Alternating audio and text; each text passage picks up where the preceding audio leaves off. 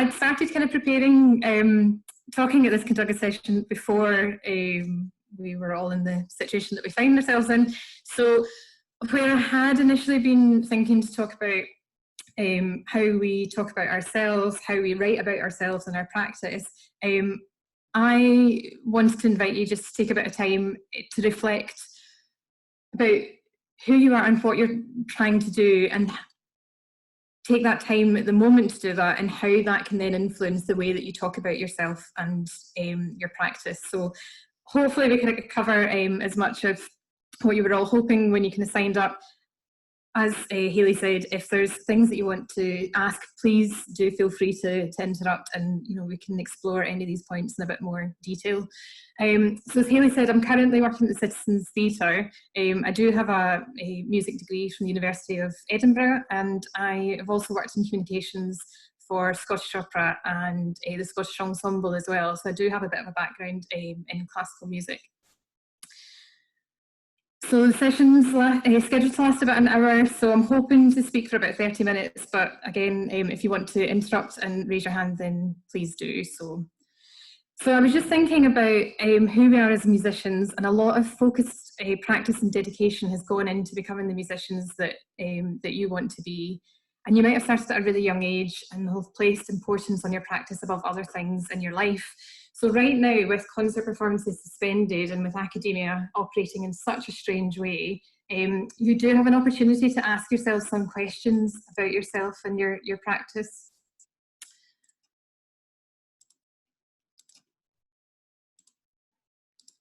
I'm just sharing my screen, so hopefully you can see all that.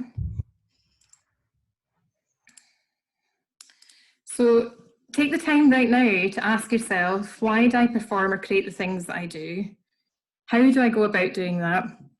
What do I want others to gain from my practice, and what makes my offer unique?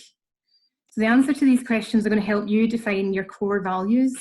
We talk about this a lot in business, but there's absolutely no reason why you can't be reflecting on that as individuals as well. And it's only by knowing your core values as musicians and being able to define and articulate them that you can then explain your practice to others. We can focus our minds on which opportunities and activities we want to give our attention to, and which are less valuable and less deserving of our time. So let's take it, what do we mean by core values? So these are some examples of things that you could adopt as core values. You could be delivering everything that you do with passion and commitment. You could be adventurous, creative and open-minded. You could choose that core value for you is that you perform works by predominantly living composers, and that you take the opportunity to champion their work at every opportunity. You want to demonstrate the versatility of your chosen instrument and be a champion for that instrument. Maybe you're adaptable, you have high standards, you want to bring new perspectives and ideas to familiar and well-loved works of classical music. Start with 3, maybe you've got 5 or more. It really doesn't matter what your number of core values are. And you don't have to share these with anyone else. They're for you to reference when you're writing about yourself and when choosing the activities that support what you want to achieve. And this should guide everything that you do. So some people find going through this exercise, identifying their core values, it's helpful to write them down and keep them visible somewhere where they're working, and to remind them to stay on track. So to get started, just write down as many as you can think of, and then reflect on which of these are consistently the most important to you. I mean, we've all got different priorities at different times in our lives, but the core values that you have are going to change less often over the course of your lives, although they will change as well. So maybe try doing this exercise twice in the space of a week, maybe choosing a different time of the day each time, and notice whether there's any differences in what you identify as important to you in your practice, and maybe what stays the same. The core values that you relied on might be aspirational, or they might be true right now. You've got an opportunity right now, while your schedules are different and you've got fewer distractions, to set some goals for yourself. Sorry, somebody wanting to? Sorry, I just sneezed, sorry. Sorry, my internet keeps dropping in and out. So. Okay. So I'm inviting you to do this because right now you might be seeing others responding to the changing situation around you and feel anxious or stressed that you're not responding to it in exactly the same way. The world is changing really quickly right now, and those that are able to adapt are most likely to thrive in their new circumstances. But it's really important that you remain true to what's important to you, and that any activity that you choose serves your core values. Otherwise, you'll be producing content or spending time and energy that's poor quality or not authentic. And the internet rewards authenticity and consistency of brand, and we'll talk a little bit more about this later. So once you've decided on your core values, maybe you decide that live streaming performances from your living room doesn't support your core values, but offering a Q&A session about your instrument or performance style to composers might be. Maybe you and your ensemble can't work together in the same space at the moment, but you could each be creating content for your website, maybe in the form of practice diaries or written content about the programme that you were working on. We gave an example of sharing the love of your particular chosen instrument being a core value for you. So maybe you could record some warm-up exercises that students could use, or you could connect with other players of your instrument to score and perform a piece just for your chosen instrument. Being clear about your core values works in two ways. It keeps you consistent and focused and more confident in how you present your work, but it also helps you then communicate with others what's important about your work and practice. There will be plenty of people copywriting courses that will give you kind of nuts and bolts about grammar or tone of voice, and those things are really important, but they have to come from a place of you knowing what it is about you and your practice that you want to share with each other. So once you've identified your core values, you can start thinking about how you're going to present these in two particular pieces of writing that I thought we could talk about today, your biography and your statement. So most of us are going to likely have been asked to provide a biography at points in your career and your training. And I'm going to ask you to reflect on how you present your biography and whether it could be working harder to truly represent you in your practice. It's a really valid use of time at the moment when we're not able to function in the normal way. A statement is maybe less familiar. Well written, it can be a hugely powerful tool in inviting audiences to engage in your practice and spell out what's going to be in it for them. So why do you use your core values in your piece of writing? Well, it's really important to express your core values in your biography and your statement. Audiences are not often motivated to engage with your practice by who you've shared a stage with, or with lots of information and names of people that you've worked alongside or studied with, unless it's directly relevant to your core aims and the aims of your practice.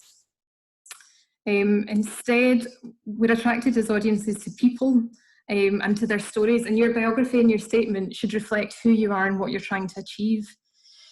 Communicating your values clearly is a powerful way to engage a potential audience member. It could also be an opportunity for you to advocate for the music that you love if that's one of your core values. And when you begin with the audience in mind, you've got a huge opportunity to stand out from the crowd. Reflect on what your reader cares about. And each time you're asked to provide your biography or your statement, if you choose to provide one, take the time to adapt those for your intended audience. Now that you know your core values, you're far more likely to be consistent and clearer about what adaptations are needed to make your writing suitable for that audience. So we'll start talking about our biography. I think what we often call a biography is really a CV. It's a list of previous projects, awards, engagements.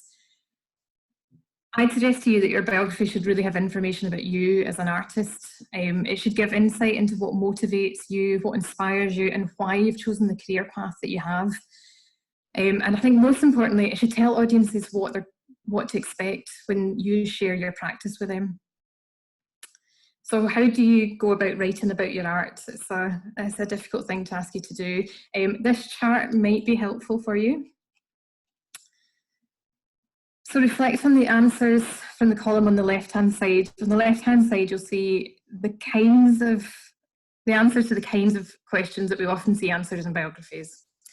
And then on the right-hand side, questions about your practice.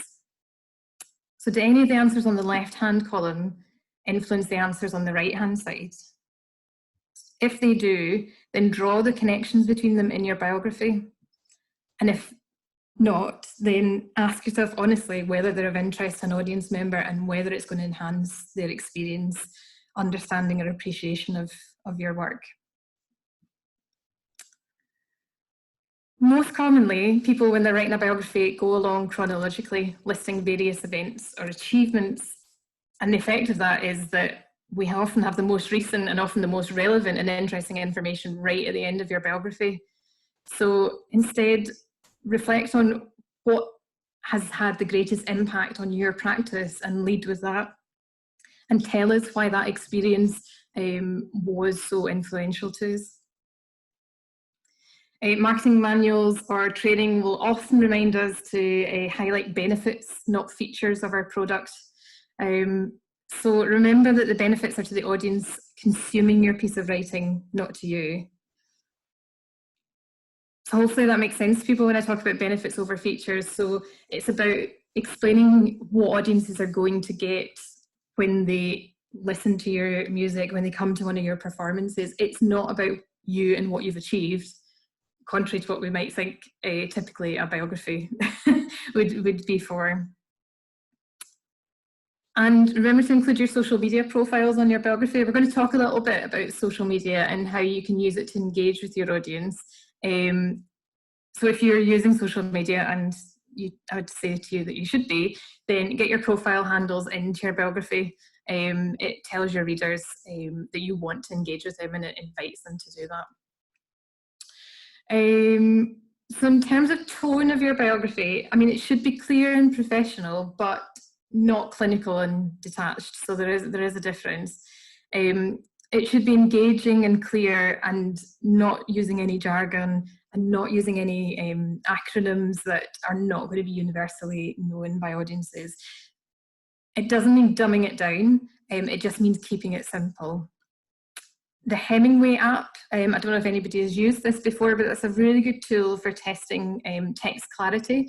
So you can copy your text into the website or app, and it will return you an estimated reading age and highlight sentences that are going to be challenging for people to read.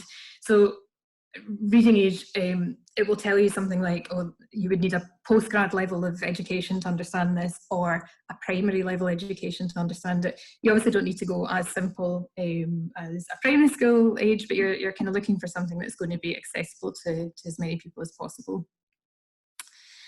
Try not to make judgments about your work. So try not to describe yourself as visionary or genius. I think we've all seen biographies maybe where people have chosen to do that. But if you've got a quote from a respected source that says those things about you, then definitely feel free to add that in. And just write. Just get lots of ideas, half sentences, relevant words down on paper, and draft. Maybe make 2 completely different versions and try them out on others, and listen to their feedback and choose which comments and notes that others give you best serve your core values. Again, they're going to serve you really well. If you know what it is that is important to you and what you want to communicate to others, then you are going to be able to decide which advice from others is useful to you. And revisit and review your biography every time that you're asked for it. And think about who the audience are likely to be reading it each time. You're likely not going to need to make major changes every time you provide it, but think back to the benefits that you want that particular audience to gain from your practice, and judge whether the benefits that you've put in your biography are going to be right for that audience. So for example, you're going to express your motivations about why you do what you do totally different in a funding application for a project working with vulnerable adults, for example, to a programme for a chamber concert series. I'd be aiming for a biography of a length between 200 and 600 words. It's worth having a think about how you would like biographies of different lengths to appear. Don't leave the editing up to somebody else. For example, if you send it to me in the theatre, I will invariably be cutting it down and editing it. So do that exercise yourself. Don't leave it to somebody else to do. And upload your version of your biography to a cloud-based server such as Google Drive, and include that link on your website and on your social media profiles, ideally both of these things, making it really easy for others to download when you're not ready available to email a copy.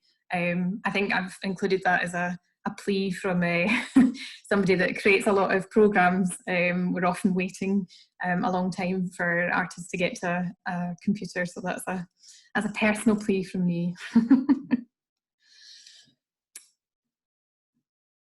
So statement is something slightly different. I don't know how common it is for you to have a statement. It's a very common thing in visual arts, and I feel like I see it less often in classical music. But what a statement should be doing is really setting out your goals about what you're trying to achieve with a particular project. It might only be a few sentences long, and you might need to rewrite it for each project that you do, depending on the form that your practice takes. So some prompt questions that you could start bringing together your statement. These are the sorts of questions that you should be answering. Why did you put this program together? If you've got a personal connection or information about music, share that with us. That goes a massive way to opening a door to an audience to understand your practice and what you're wanting to achieve with it. And how do the works that you've put together in your program complement or contrast with one another? Draw those comparisons out for us in your statement. And what's been the best response you've ever received performing the works in this programme? If you've had a fantastic press review, or if an audience member has shared an experience with you, you can put that into your statement. That's a totally valid thing to share with your audience. Is there anything new that you've observed about the repertoire or your approach to it? Again, tell us the journey that you've been on before we come to share that practice with you. And pay attention to how the result of your practice is going to be shared. So if you're sharing it with a particular audience in a particular geographical area and you think that's particularly relevant, then share that with us. If there's something about the setting that is particularly well suited to that programme, really draw that out for us. Really what it needs to do is be clear, concise and consistent. So don't contradict what you've written in your biography or your CV, or how you actually go about delivering that practice is really important as well. It's one thing writing your statement in your biography about what you want to achieve, but actually you have to deliver it as well. So it's going to depend on how and where your statement might appear, but you should consider writing this in the first person if that's appropriate. Don't assume prior knowledge. So if readers have found their way to your statement, you can probably assume that they've got some background knowledge, but do keep it simple. As I said, the visual arts sector is really good at statements, so I would recommend you have a look at some visual artists' websites. Most of whom will carry statements, and they approach their biographies in really different ways, and I would definitely recommend having a look for some kind of hints and tips about how you share your practice in the written word. So I'm going to go on to talk now about how you share your core values on websites and social media. I don't know if anybody before we move on from talking about biographies and statements, I don't know if there's anything that anybody would like to comment on or ask before we move on. Tom? It was just when you talk about audiences, if the audience is a promoter or a venue, is that exactly the same, or would you change some of the language you'd use? Yeah, I mean, I think when we're talking about benefits, the benefit to the promoter and the benefit to the venue is the benefit to your listening audience as well. It does require probably a slightly different tone of voice and a different language, and you should be researching what your promoter and what your venue's core values are. They will have core values, they will have things that they're trying to achieve. That they wouldn't necessarily, it wouldn't necessarily be something that they would put on public-facing communications, if that makes sense, but you'll be able to get it from their website, you'll be able to get it from speaking to them. Take the time to understand what they're trying to achieve for their beneficiaries, and then decide whether your biography should change to suit them. Does that make sense? Yeah, totally. Yeah. And Paul?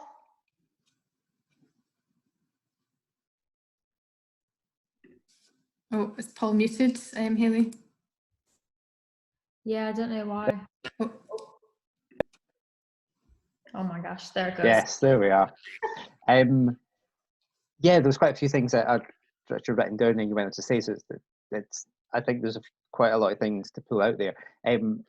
One interesting thing is, because a part of the work we do with our directory is each year we read about 200 bios.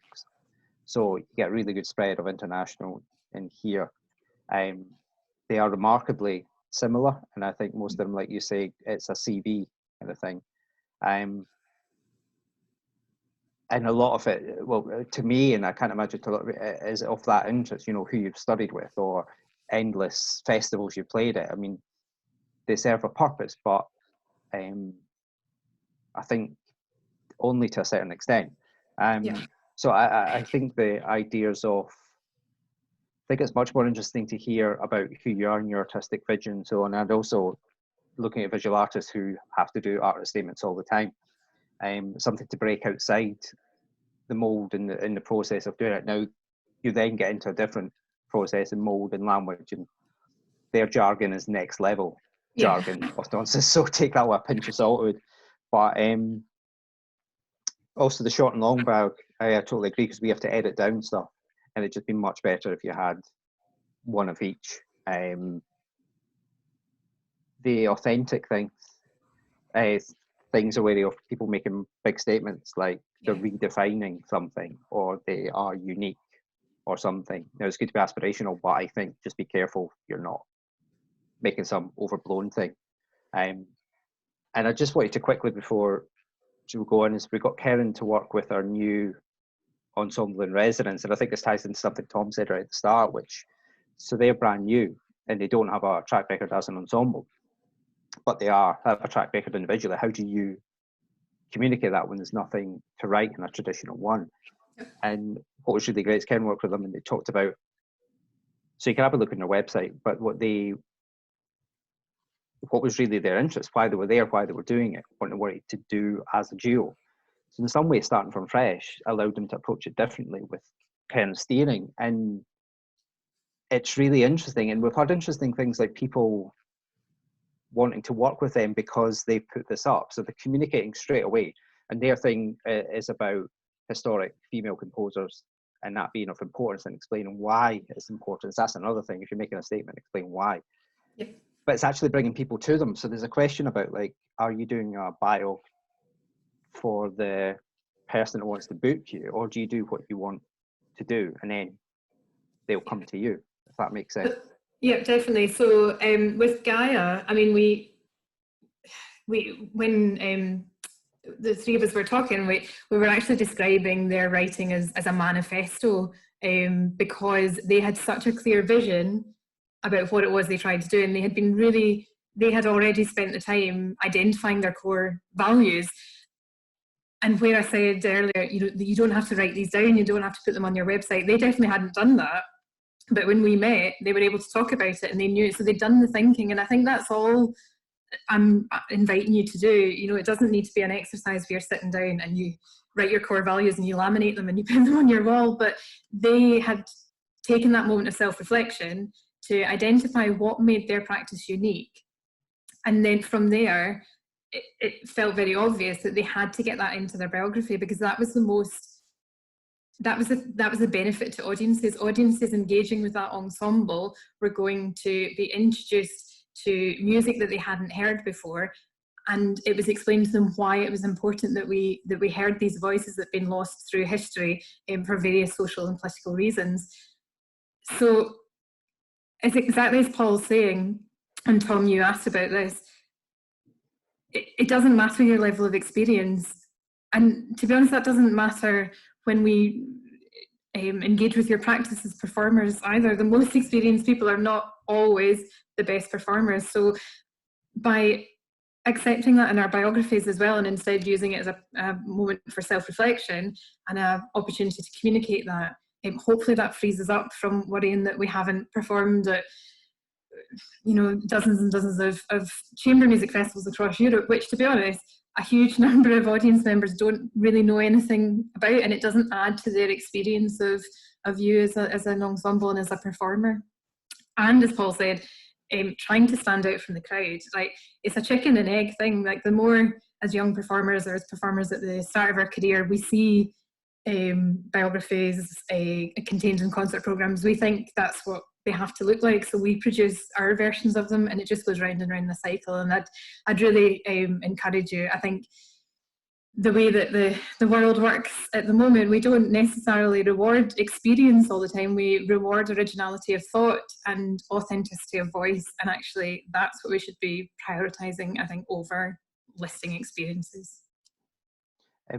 Just one last thing, I think maybe someone mentioned this, is there's an interesting thing about communicating to audience, but the step before it might be communicating to a promoter to make your book, because sometimes they can haggle with maybe the musicians here will tell me better, but about your program choice and whether that would be suitable.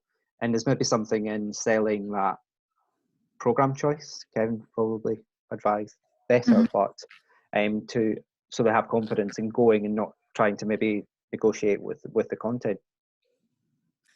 Yeah, definitely. I mean, I think, again, it comes back to, if you know yourself, your core value, what you're trying to achieve, if you have done that thinking, you're going to be able to articulate that when you're challenged on it or when you're questioned. So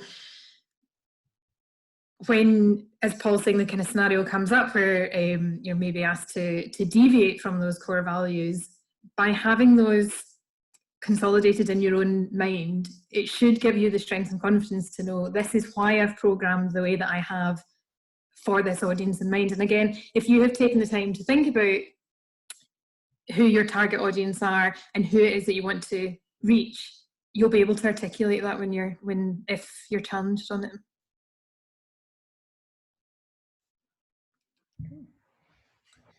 So I was going to go on to talk a little bit about websites, social media. I don't know if Tom and Alice currently have their own websites that they use. Oh yes, I do, but it's just not for me. It's just the duo that I'm in. Yeah. Okay. And Tom, have you got your own website? Similar, yeah. I've got both. Individual one is actually quite out of date, and then different group ones for my different groups. Okay, cool. Sounds good. So now so I'm just going to share my screen again. So once you've decided on your core values and you've decided on the language that you want to use, how are you going to share these core values with others? And obviously the concert platform is a place where you will most often be sharing your practice, but there are other platforms that you should be considering too. And especially right now when we don't have access to our concert platform, you've got a really good opportunity to turn your focus towards some of the others, while always remembering your core values. So only select the platforms and activities that serve your aims and goals and stay focused on them. So don't worry about what others are doing. There's loads of musicians and musical organisations producing lots of digital content right now. And a key benefit is maintaining audiences' awareness of you. And it could also be a tool in building a network that might eventually become a revenue stream for you. And it can also provide a sense of motivation for you and your ensemble right now, which is really important and is a really valid use of your time, keeping motivation and morale really high. It does also mean that there's loads of competition and some of it from really established producers. So keep focused and consistent on what you're doing and embrace the opportunity that you've got at the moment for experimentation and the fact that we've got a slightly more forgiving audience maybe than we would at other points. I think everybody's accepting that we're all doing our best in new environments and circumstances. So looking at your own websites, I just want to caveat by saying I'm not a website developer, so I can't give loads of advice about website design, but there are some really basic housekeeping tasks that you can do to make sure that your website is serving you and your audience really well. So your website should have one goal, and everything on that website should be structured around serving that goal. So for most classical musicians and classical music promoters, your goal is likely to be building an audience who want to consume your music either by attending performances or listening to recordings. So make sure that everything on your website is focused and functions towards delivering that goal. So yes, make sure it's easy to find out where and when your next performances are, which I know that's not so easy to tell at the moment because I don't know where or when they're going to be, but make sure that information is really easy to find. But don't forget about the building part of that statement. So we said we would be building an audience. So the building part is really important, and that's where your core values can come in again. The content that you create for your website to communicate who you are to your audience.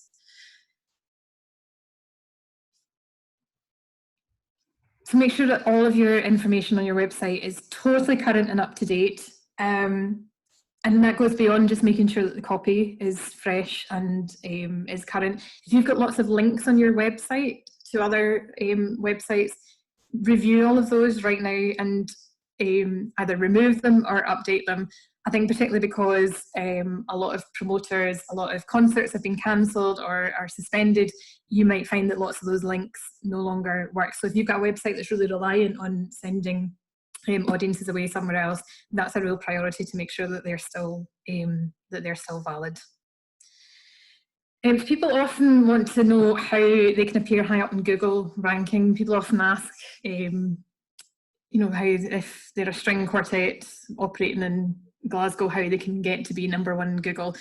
Google search ranking is a totally movable art, and there is no magic way to get right to the top of the rankings, but there's a couple of things that you can do, and you could probably do today on your website that can help.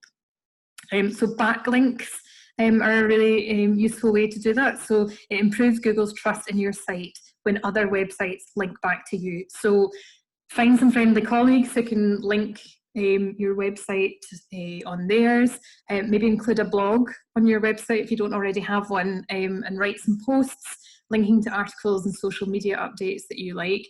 And the likelihood is that some of those sites and social media accounts will reciprocate and link back to you.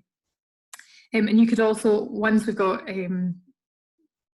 concert listings kind of back up and running, proactively adding your group's listings to pages such as What's on Glasgow or What's on Edinburgh, or the list can also help. The more linked your website is, the more Google trusts it.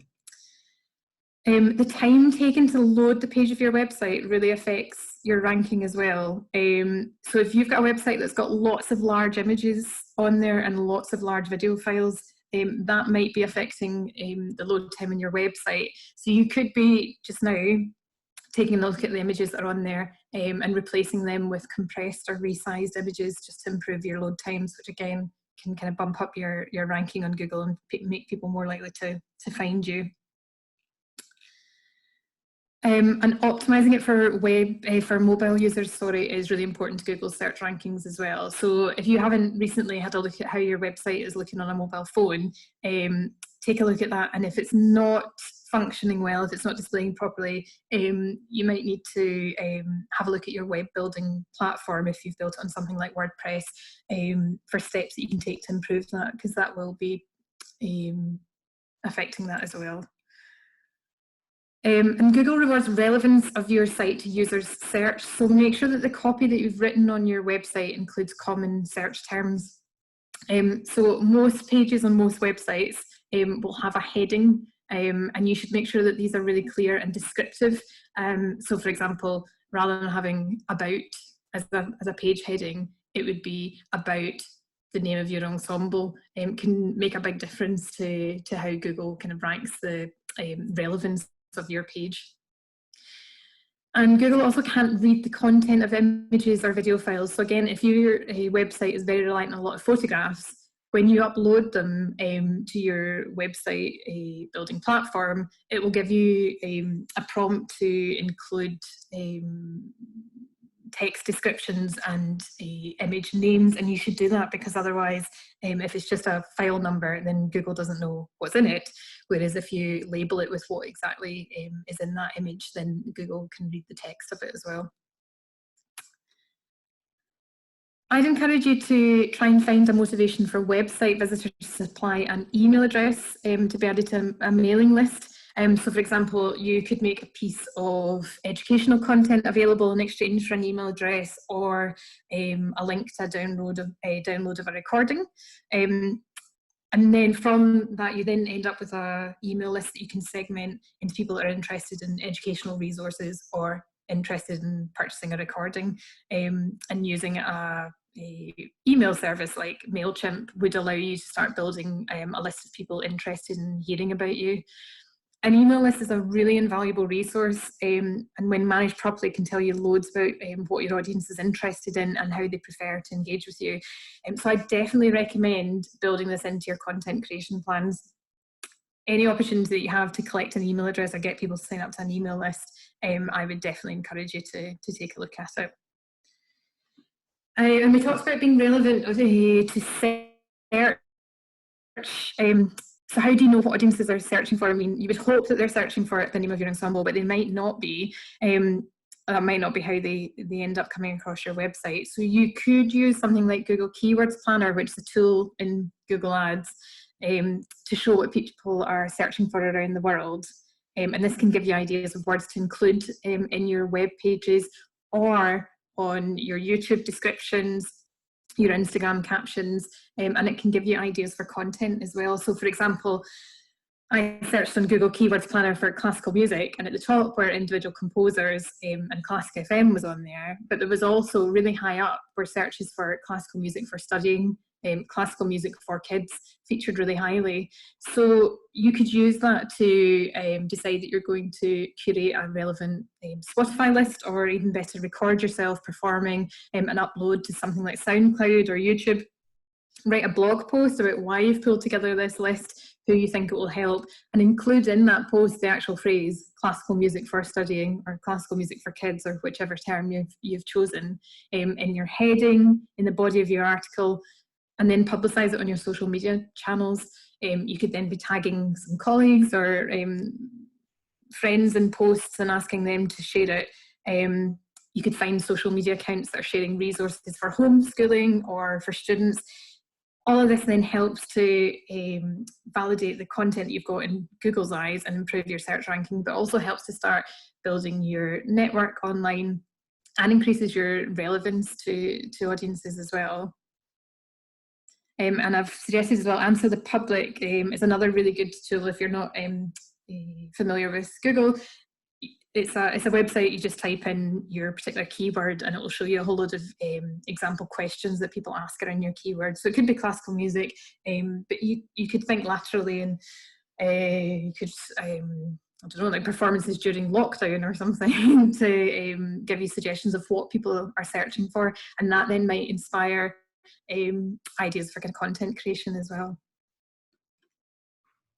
So that was everything I had about website. I was going to go and talk about social media, but I don't know if there was anything that people wanted to talk particularly about websites before I move on. Keren, sorry. It was more from a personal point rather than some prices. But for example, when you have a website that you know, you might be an educator, you might be a teacher, you might also be a performer. What would you say best to streamline that? Because obviously you spoke about having a website so particular to kind of what you do, but invariably a lot of us have sort of 3 or 4 different outputs. So if you've got access to your Google Analytics, which is easy to do if you don't already have it, and I can talk a bit more about that, but your Google Analytics will tell you what visitors to your website are looking at and what they've searched to get to you. So I would say, although again, it's about what's of benefit to your audience. So you know yourself the different facets of your career, but if actually a massive amount of your web traffic is only looking at your educational resources, that says to you, well, that's what I should be putting front and centre on my website. The majority of people, when they come to my website, that's the content that they're looking for or searching for. So your Google Analytics will tell you what your audience is looking at. I don't know, do you use analytics at all at the moment, Amanda? Yeah. So looking at the pages on your website that are getting the most traffic, and looking at your acquisitions as well on Google Analytics and what it is that people are searching for is really important. If you feel like your career is very, can be quite easily siloed, then make sure the front of your website makes it really easy for people to find what they're looking for. So I wouldn't say having a big text-based biog that lists everything that you do would be serving to your career. If you know that you're going to get people that are looking for you and they only want to look at the performing side of your career, I would make a homepage that gave those options straight away, and then funneled people to that bit of what they're interested in, rather than trying to give everything at once. Yeah, thank you.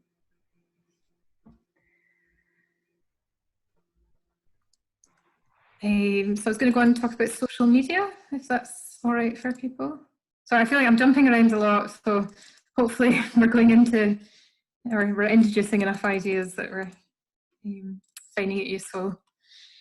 So social media has given us the tools to share stories more widely than we ever have, and it's a really powerful tool when you embrace this storytelling aspect to it. If you just use it as an advertising channel, you're going to get very little response or return for your efforts. I used to say it was better not to have any social media channels at all than to have ones that sit dormant and neglected. However, it is so ubiquitous today, and it's been made so easy for us to do, that you really need to think carefully before you reject a free and easily available publicity tool. Social media is something that you can be in total control of, and it allows you to share the messages about your art form that you want out there. So generating engagements are not going to happen overnight. Accounts that do well are authentic. So what that means, this is where your core values come in. You're only going to be sharing content that serves you and your core values. If it's consistent, so your audience should know what to expect from you and your account. So if your account regularly, for example, shares details of life on the road, including your favourite B&B breakfasts or images of beautiful scenery from laybys, don't use it to then start tweeting along to question time.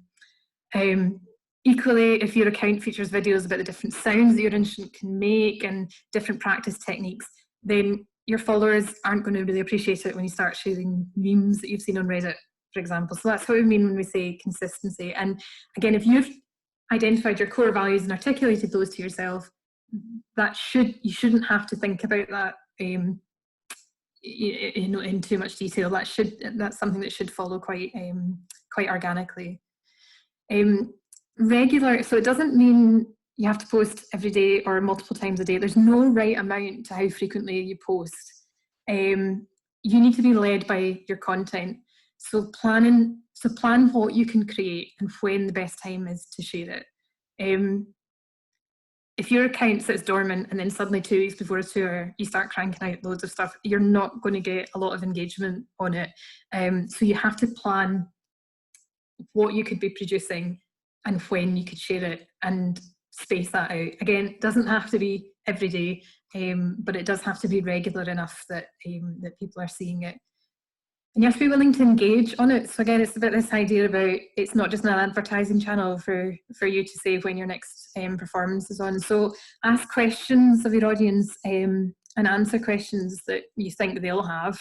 And again, if you use something like Google Keyword Planner or Answer the Public, you've got an idea of the kind of questions that people might have about your art form. And don't be afraid to show your personality and the other areas of your life that go into creating a well-rounded performer. I know that a criticism a lot of social media channels is that it's just people showing what they had for breakfast. And it's right that, if that's all you're sharing, that's a criticism. However, people are attracted to people and their stories. And if you'd never share the story of you as a person, it's going to be very hard for people to engage with you and for audiences to engage with you. So social media gives you a place to share your process. So don't be afraid to show a work in progress. As audiences, we really love a journey, and you as performers can definitely take us on one. So before you share or create any content, ask yourself whether it serves your core values and whether it serves to elaborate on that journey and to share that with us.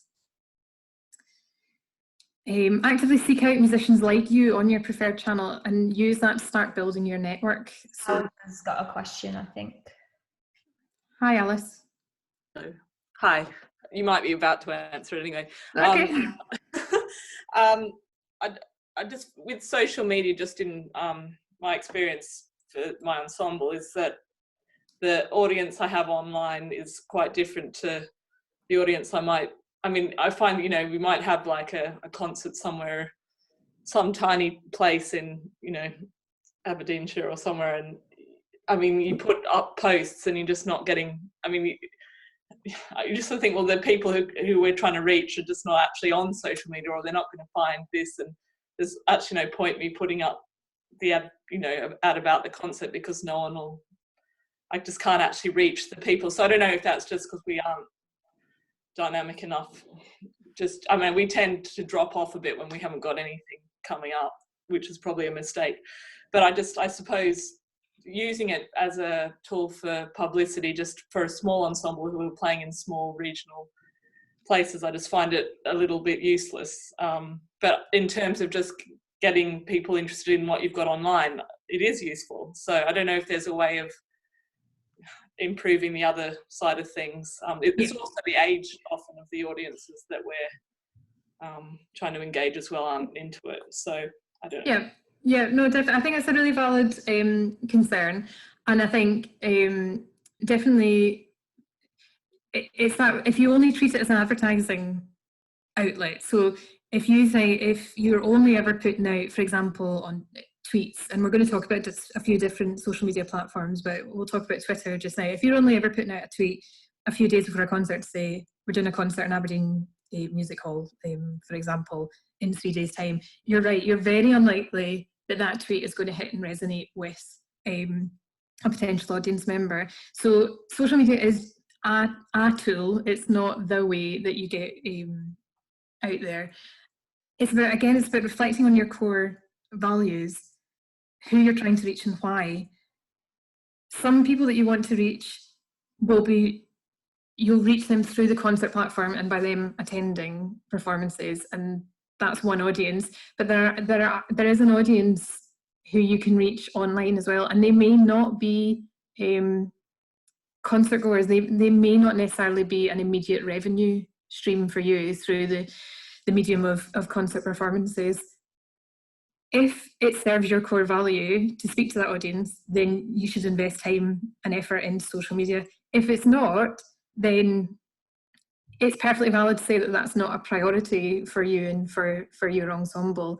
I would say to you, though, there is an opportunity with these tools, with carefully planned content creation. It's a long-term thing. It's a long-term investment.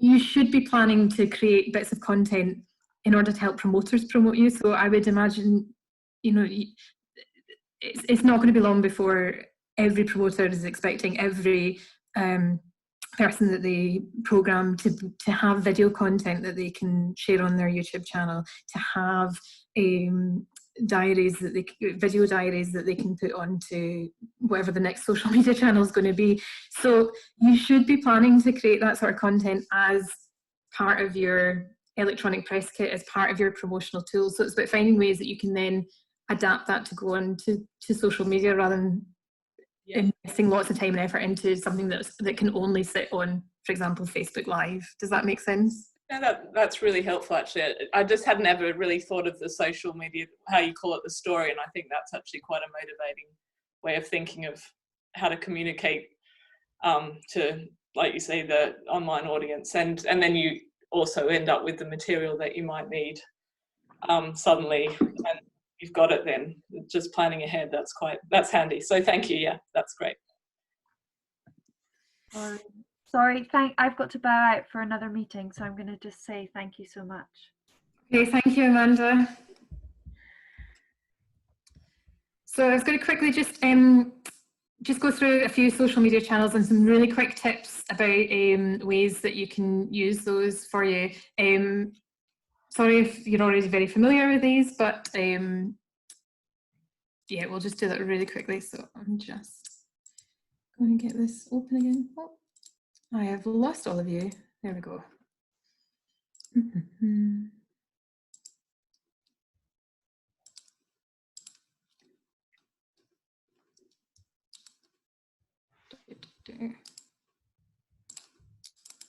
There we are, sorry. So having a look at YouTube, it doesn't always have to be filmed video. So even a montage of photographs and recorded audio can be uploaded to this platform. But even a straightforward talking to the camera can be improved with a couple of quick tips. So when you're filming, pay attention to the light sources. You should have a light source directly in front of you. It can be a window, but be aware that natural light changes really quickly. Make sure you've got a background that's really uncluttered, but consider adding props or backgrounds that might add interest or context to your video. And pick whether you want to film in landscape or portrait. We used to always say always film in portrait, but there is an argument for filming landscape as we consume more video on mobile. Whichever one you pick, just be consistent. And remember that on YouTube, always include a link to your website or a ticket link in the video description as well. Post natively in apps, so don't just put something on YouTube and then post a link onto Twitter or Facebook, because what you get is this here, just a wee preview. So yes, upload things to YouTube, but they should also be posted natively into other channels as well. So having a quick look at Instagram, I don't know, this is maybe one of the less well-used ones. So what started as a photography platform has quickly become really popular with video content as well. So if it's the right platform for your practice, you're probably going to have to be prepared to share both video and photography. There's a difference between posting content on your grid and on stories. I don't know how much the two of you use Instagram, but they're two different places. So when scrolling through feeds, users are most likely to do this with the sound off, but 70% of stories are watched with the sound on. So for musicians, I would say that stories should be the place where we're probably sharing content that relies on sound. Stories are more likely to be consumed by your existing audiences, whereas feed posts are far more likely to be discovered by new audiences. So plan out the kind of posts that be interesting to people that don't yet follow you and post these on your grid. You can use hashtags as well to, for people to help find your content, but they need to be broad enough to have appeal that general browsers are going to find them, but targeted enough that you can attract a genuinely interested audience. So for example, hashtag music has got 306 million posts at the moment, but hashtag classical musicians has got 85,000. So there's still a lot of posts on there, but you're much more likely to break through by being a bit more targeted in what you do. Facebook's probably one that we're probably all familiar with, and I would say it's getting very hard to get attention on this platform if you're not willing to put money behind it. And even if you do put money behind it, it's a bit of a dark art into how that money is applied by Facebook, where it goes, and trying to kind of beat the algorithm is pretty tricky. So where I think Facebook has come into its own in the last few weeks is through the use of groups, and Facebook Live has been a really popular place to share streaming content, just because it's been designed with an absolute kind of novice user in mind, and because it's got such a broad base, you're much more likely to hit more people. So if you're thinking about doing live sessions, then Facebook Live has proved to be a really popular one. And groups, I think many of us have seen our local neighbourhood groups have kind of kicked into life in the last few weeks. So there's maybe a place for us as musicians on there as well. And just sort of really briefly about Twitter as well, it's a really tricky one, I think, for musicians. It started as a text-based platform, but it's increasingly become more visually led. As Alice was saying, it's a really hard platform to find a local audience on, or one that's going to become ticket buyers. So I would say a well-curated feed on Twitter is a really good networking tool, and I think that's where it kind of comes into its own. So plan what your account is going to focus on, and remain consistent. So you can start building followers by finding an account of an individual or an ensemble that you admire that's relevant to your core values, and find out who they follow and most frequently interact with, and also follow them. So again, when I say decide what your account's going to be on, it could be that it's not a particularly audience-facing account, and it's somewhere where you share ideas, initiate conversations with promoters, with other ensembles, and that's a valid use of it. Again, just be clear with yourself what it is you're trying to achieve with it, and be consistent so that people come to trust what your account is for and what they're going to get from it.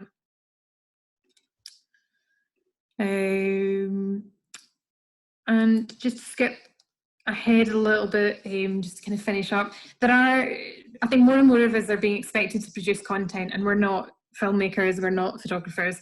There's a lot that you can do with your smartphone and with a few kind of online apps, so that you don't have to have the most sophisticated equipment. Here are a few that I use a lot in my day-to-day work. So Canva, these are all available online and they're all free. Canva is a really good image editing and creation tool. So for example, when you see people sharing posts with lots of text overlaid on it, or collages, Canva or Photo or Pixlr are really good for using these as well. Audacity is a really popular audio editing software.